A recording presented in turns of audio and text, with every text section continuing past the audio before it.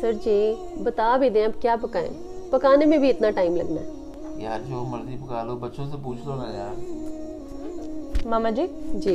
मैंने एक बात नोट की है कि आपकी जो सारी फ्रेंड्स हैं वो अपने हस्बैंड्स को नाम लेके बुलाती हैं जी।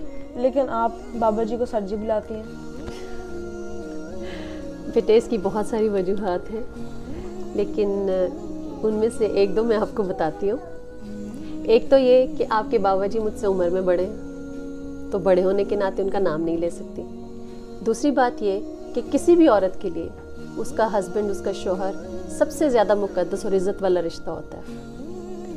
अगर हम बाहर किसी आम इंसान को नाम से बुलाना अच्छा नहीं समझते, तो जो हमारे घर का सरदार है, जो हमारे लिए सबसे मुक़द्दस और इज़्ज़त वाला रिश्ता है, उनके बारे में हम ऐसा कैसे सोच सकते हैं?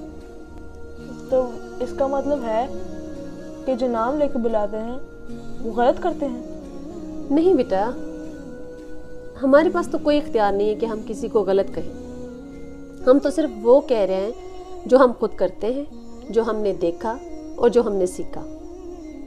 बाकी लोगों की अपनी मर्जी है, उनकी अपनी पसंद है, जो वो अच्छा समझते हैं वो करते हैं।